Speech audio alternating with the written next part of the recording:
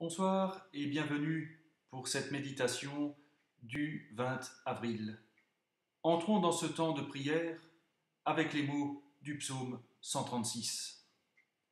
Rendez grâce au Seigneur, il est bon, éternel est son amour, lui qui frappa les Égyptiens dans leurs aînés, éternel est son amour, et fit sortir Israël de leur pays, éternel est son amour, d'une main forte et d'un bras vigoureux, éternel est son amour, lui qui fendit la mer Rouge en deux parts, éternel est son amour, et fit passer Israël en son milieu, éternel est son amour, lui qui mena son peuple au désert, éternel est son amour, qui frappa des princes fameux, éternel est son amour, pour donner leur pays en héritage, éternel est son amour, en héritage à Israël son serviteur, éternel est son amour, il se souvient de nous les humiliés, éternel est son amour, il nous tirera de la main des oppresseurs, éternel est son amour, à toute chair il donne le pain, éternel est son amour, rendez grâce au Dieu du ciel, éternel est son amour. Prions. Dieu vivant, par la résurrection de ton Fils Jésus-Christ, tu nous fais naître à la vie nouvelle.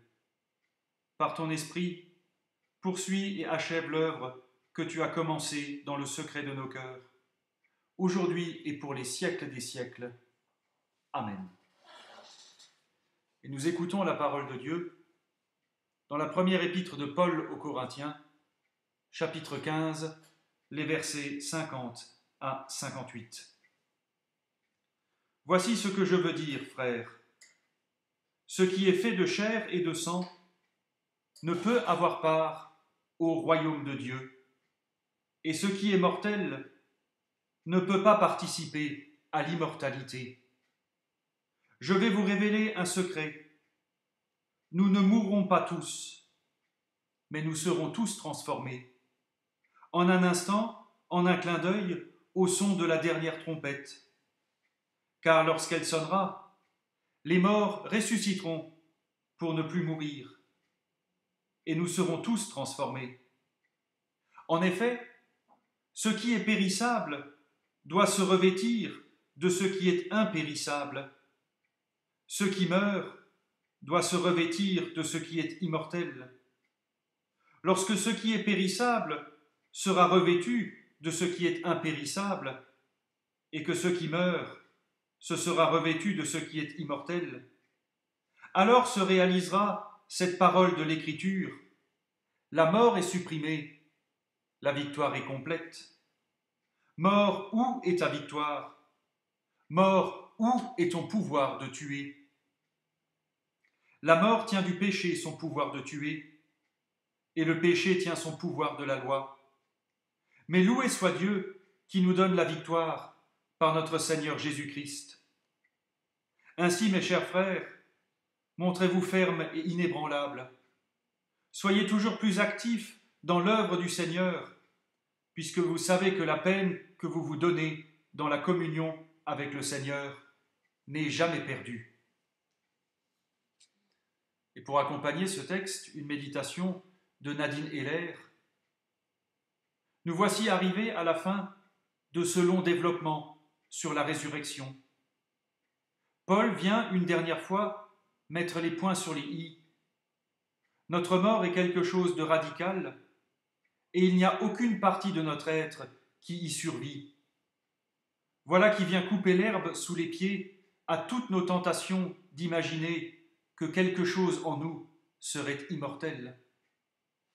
Je vous le concède, c'est difficile à appréhender.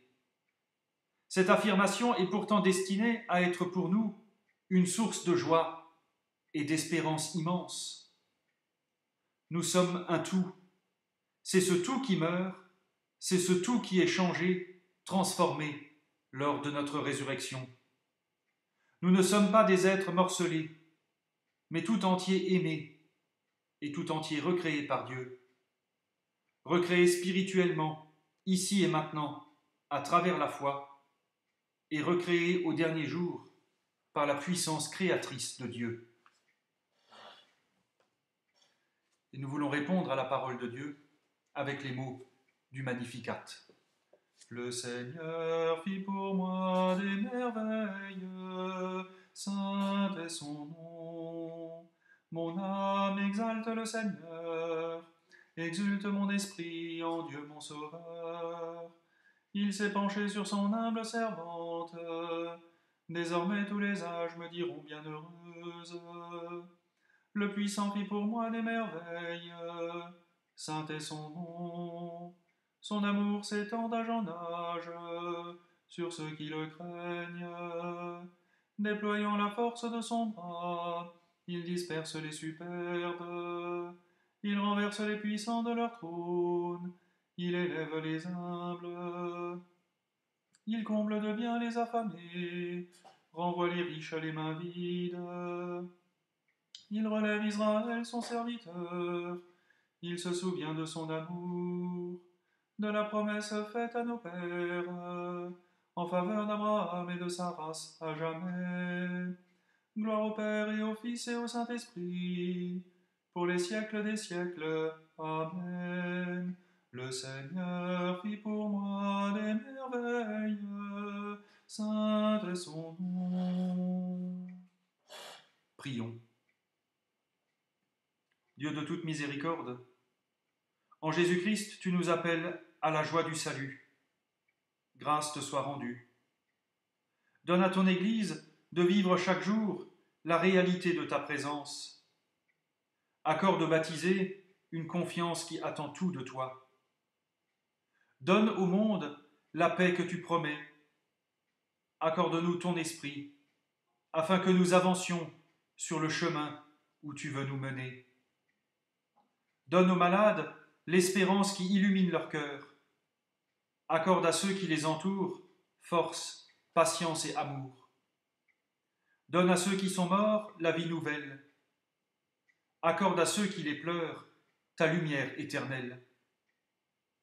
Et dans le silence, nous voulons confier ce qui nous tient particulièrement à cœur.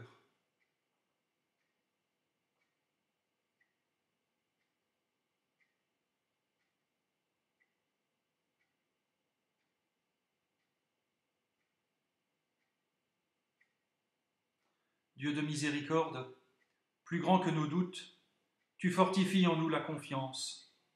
Grâce te soit rendue par Jésus-Christ notre Seigneur, le vivant, pour les siècles des siècles. Amen. Ensemble prions, notre Père, qui es aux cieux, que ton nom soit sanctifié, que ton règne vienne, que ta volonté soit faite sur la terre comme au ciel. Donne-nous aujourd'hui notre pain de ce jour.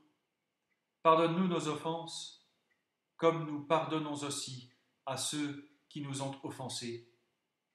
Et ne nous laisse pas entrer en tentation, mais délivre-nous du mal, car c'est à toi qu'appartiennent le règne, la puissance et la gloire, pour les siècles des siècles.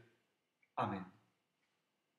Et que Dieu Tout-Puissant vous bénisse et vous garde, qu'il tourne son visage vers vous, qu'il vous accorde sa grâce et sa paix, et que la bénédiction du Dieu trois fois saint, le Père, le Fils et le Saint-Esprit, descende sur vous et y demeure à jamais. Amen. À toutes et à tous, bonne soirée, bon courage et à demain.